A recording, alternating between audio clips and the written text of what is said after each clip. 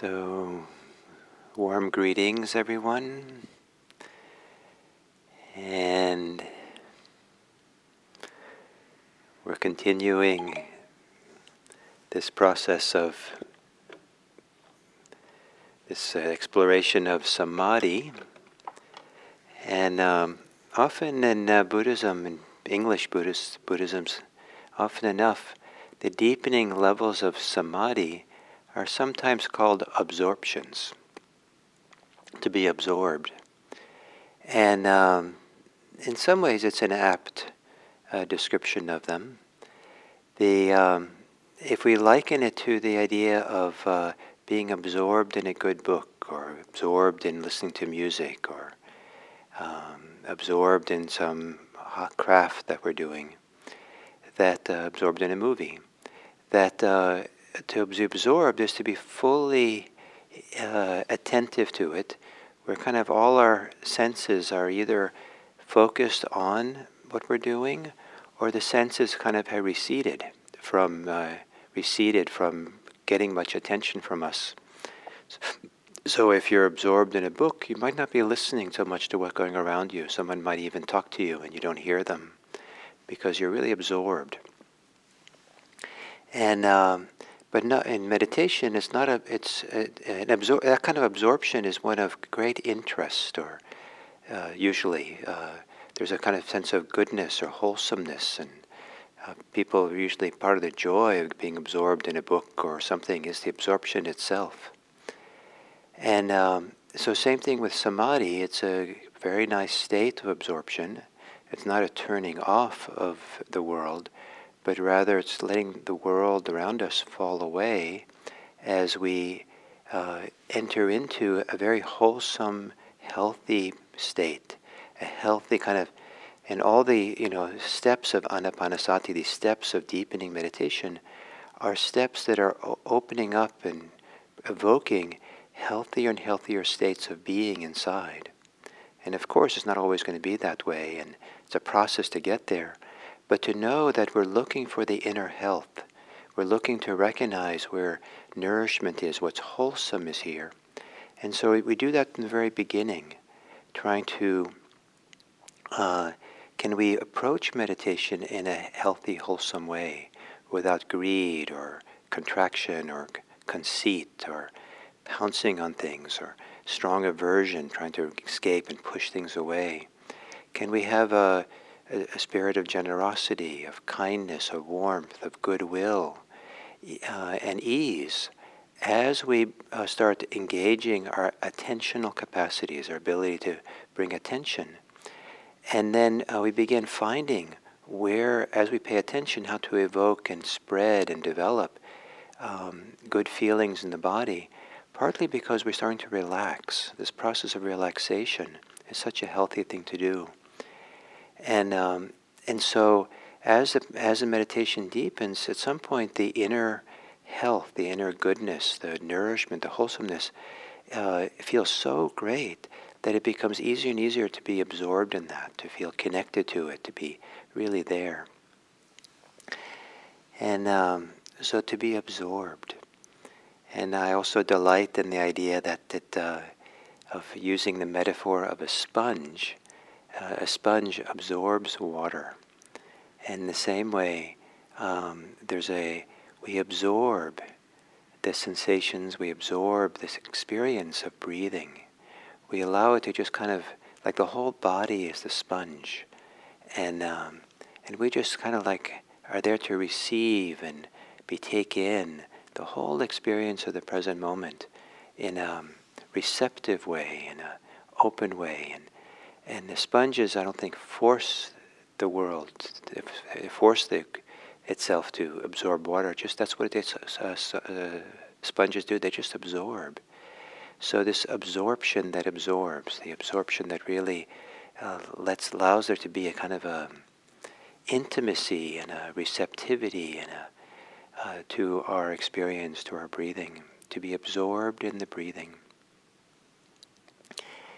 So assuming a meditation posture, and perhaps sitting in such a way, meditating in such a posture where the chest is a little bit more open, open to be receptive.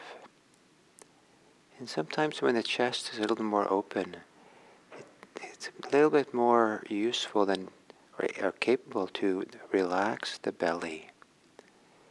So a softness throughout the front of our body, soft front. And sometimes it's said that in meditation we have a soft front and a strong back. And so to feel this, especially if you're sitting upright, to feel a little bit of strength in the back, stability,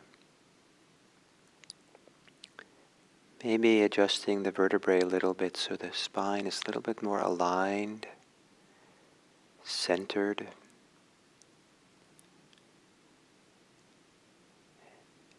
And instead of strength, maybe some of you prefer the word stability. Stability, strength of the back, and a softness and openness in the front.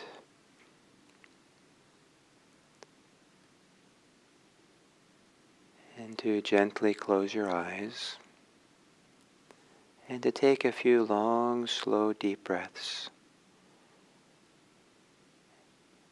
Kind of a ritual procedure for adjusting your state of mind, your state of body, your attitude, into one that can begin to be absorbed in this practice of meditation, that has put aside temporarily its concerns of the past and the future, other places, other times, and is preparing itself to settle in here and now.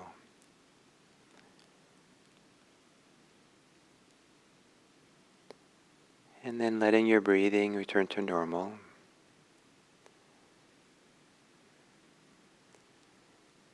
And to continue this process of softening the front of our body by, as you exhale, softening the face.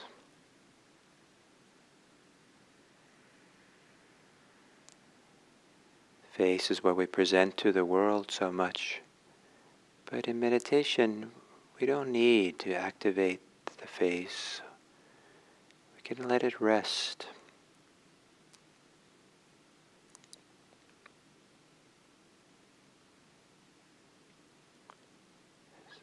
On the exhale, softening the shoulders.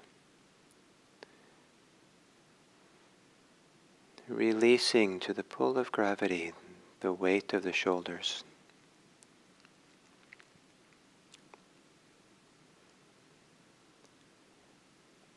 Adjusting your arms so that they can be loose and relaxed.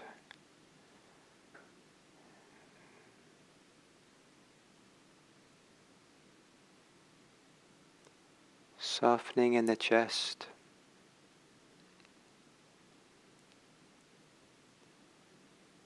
And relaxing the belly.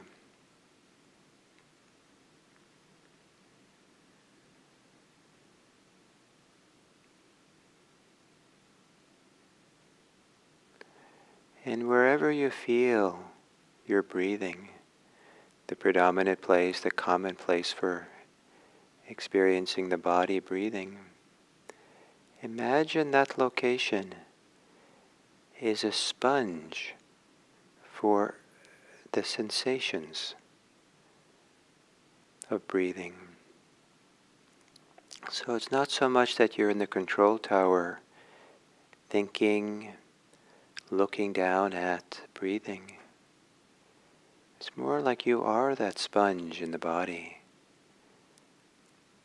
Especially the inhale, absorbing the sensations of the inhale.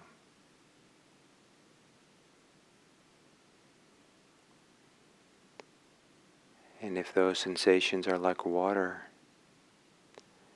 then in the exhale, spreading the goodness of that water throughout the body.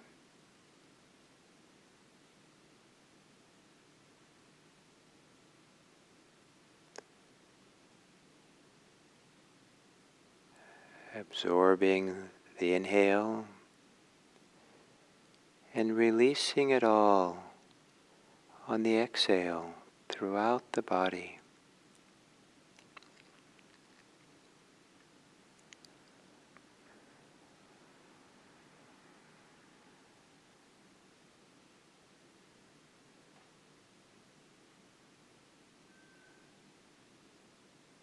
And can you adjust your mind a little bit? So your mind is more like doing Tai Chi, mental Tai Chi of receiving and flowing, moving along with the breathing.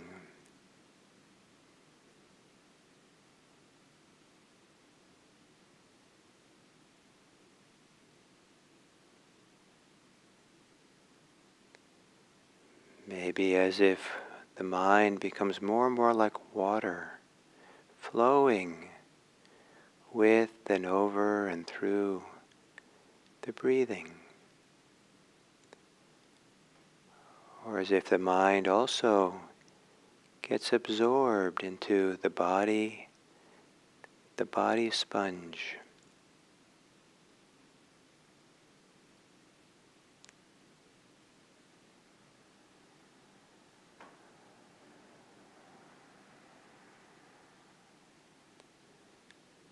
And abiding in the body breathing.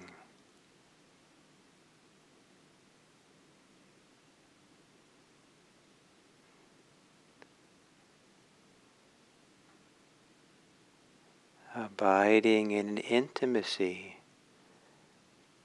where you turn yourself over to your breathing, entrusting yourself to your breathing, absorbed in the goodness of breathing. And whenever you exhale and you need to, remember to let go of whatever takes you away from your breathing. Let the breathing be the center of it all, the foundation of everything, the beginning of it all, the end of it all. Just breathing.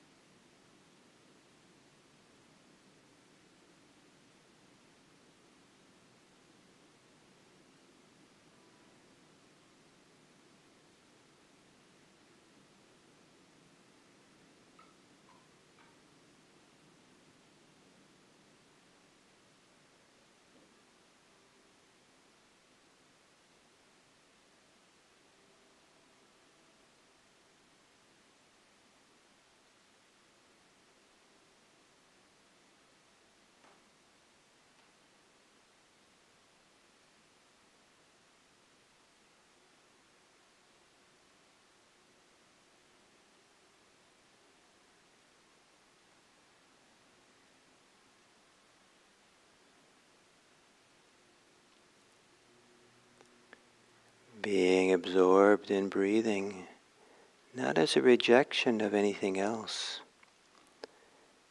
but in a way let everything else recede to the background,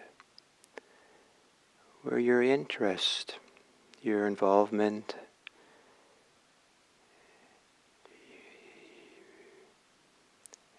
your life energy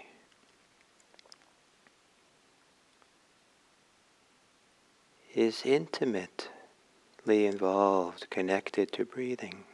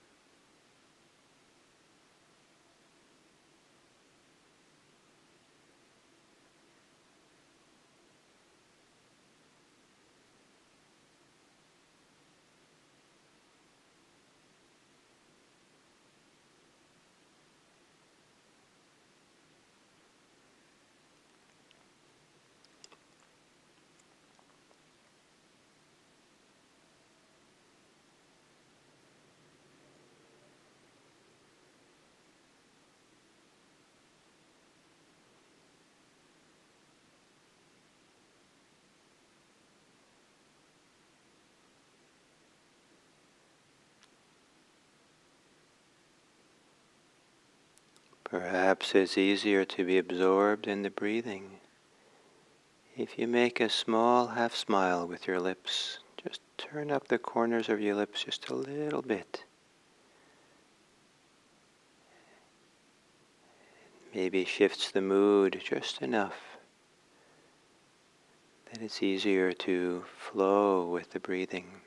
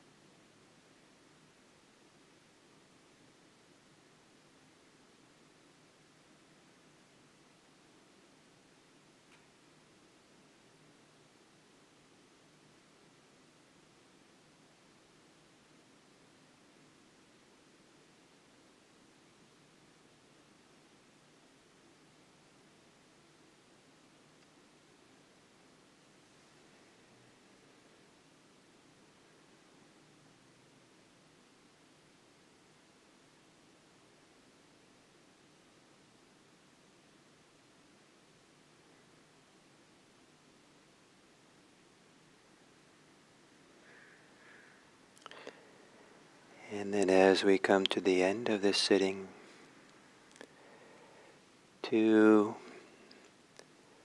bring forth whatever goodwill, tenderness, love that might live in your heart, that lives within you, in whatever way that caring, loving part of you can come forth as we sit here. And breathe with that.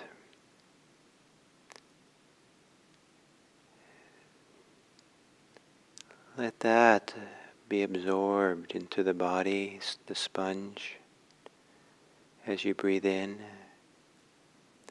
And may that spread through your body as you exhale.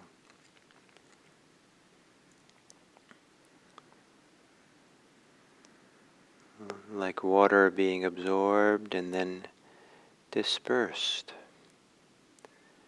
The water of love and kindness, compassion, goodwill.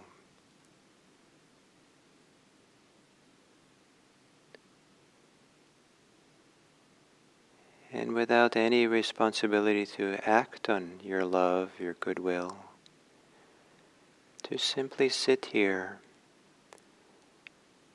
and open to it.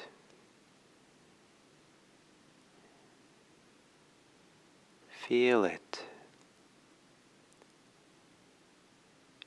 And see if you can sit quietly for a few moments more, gazing kindly, with kind eyes, on the people of your life. Those you know well, those you barely know, strangers.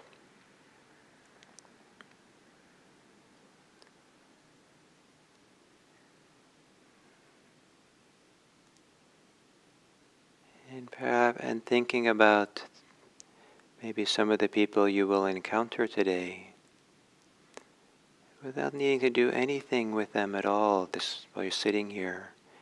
See, can you gaze upon them kindly? Can you hold them in the warmth of your heart?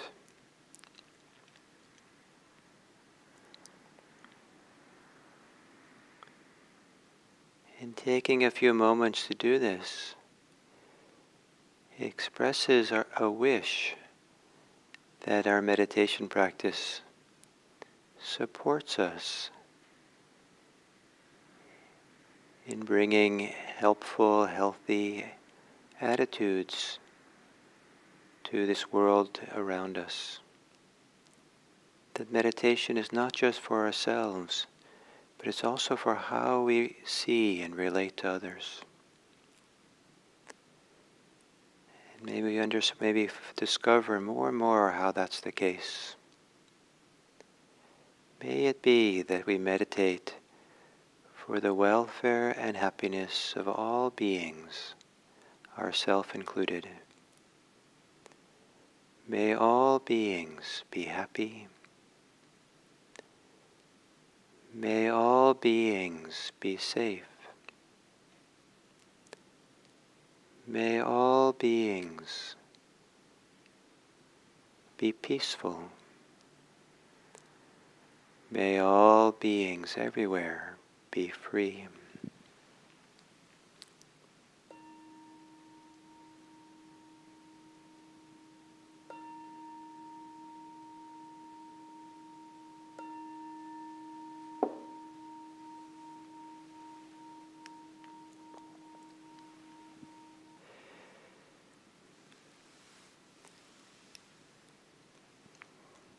So related to the topic of absorption, what I talked about in the guided meditation just now, a concept that the Buddha refers to often in terms of meditation practice and this path of liberation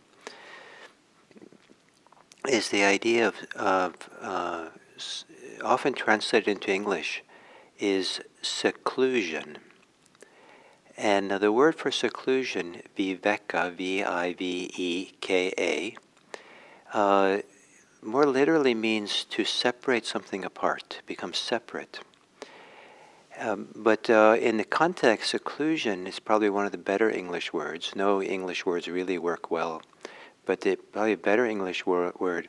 If we associate seclusion with being sheltered, being kind of protected, kind of cozy and nice and secluded in the best possible kind of associations of that word, cozy and warm and contented, deep feeling of satisfaction, just being here, secluded somehow. Maybe after a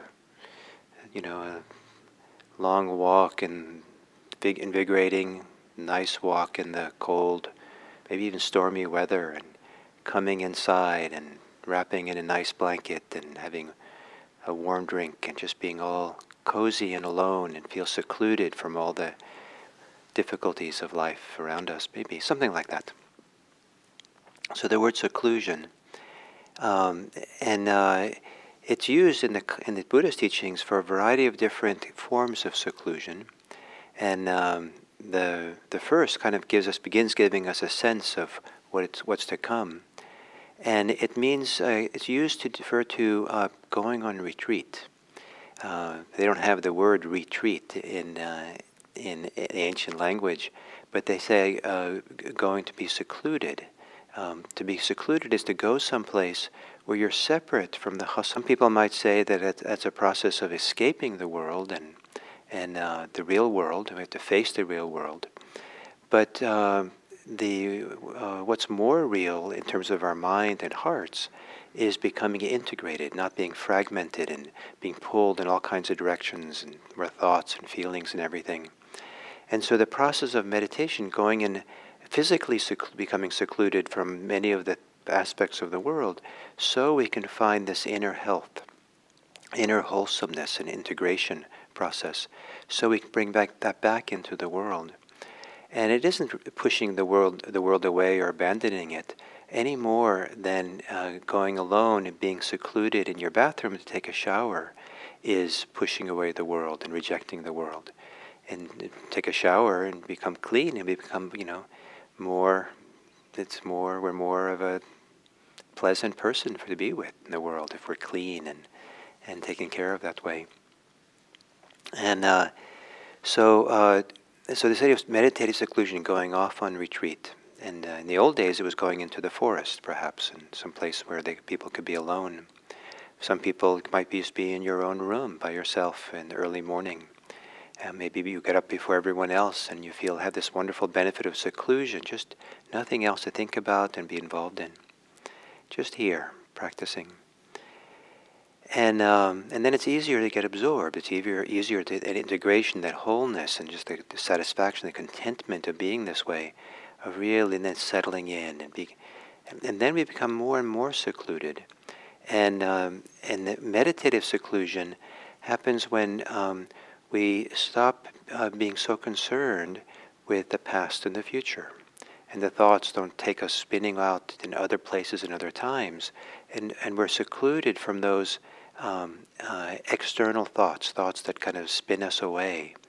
And if we are thinking, it's thoughts that keep us here and connected and involved.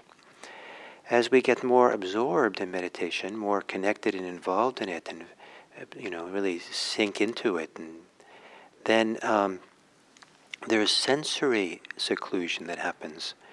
That sometimes we don't really involved in hearing so much, or smelling, or seeing, or even some of the sensing of the body recedes and disappears. Sometimes the body becomes very transparent or light, or seems to have no edges to the body, or even the whole body seems to disappear, because we're not really giving attention to the senses, the five senses of hearing, seeing, touching, smelling, tasting, and so those all recede. We still have the capacity to hear and taste and do all these things, but they recede from where our attention is, where we're absorbed in, what we're involved in.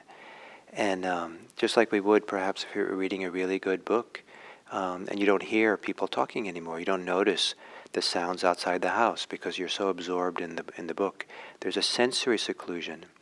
And that sensory seclusion, because there's absorption going on, it feels really good. It's like we're being pulled in, we're being absorbed, we're being delighted, we're being enjoying. The attention really is getting centered in here because it's starting to get concentrated and very present.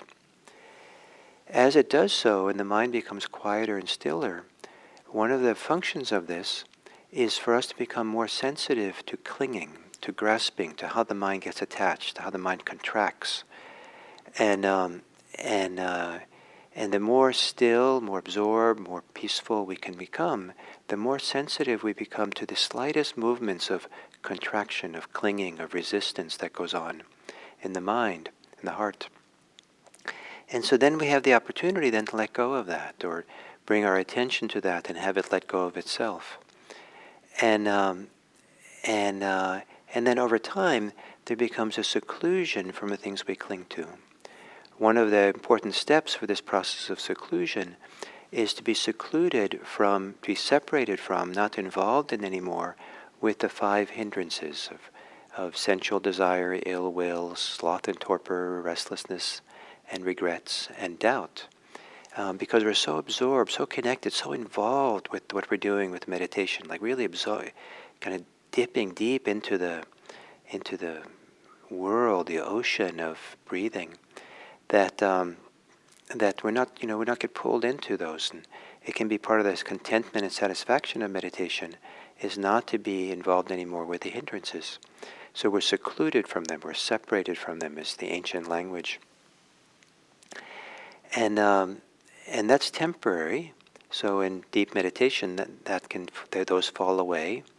But then they come back when we come out of meditation. Our mind is no longer concentrated. And maybe they come back a little bit weaker than they were before, but sooner or later they'll come back. And then the ultimate seclusion is their separation, is when we become more permanently separated from some of our clinging and attachment. And that more permanent separation from attachment is called liberation. And so this samadhi practice is meant to support that process of liberation.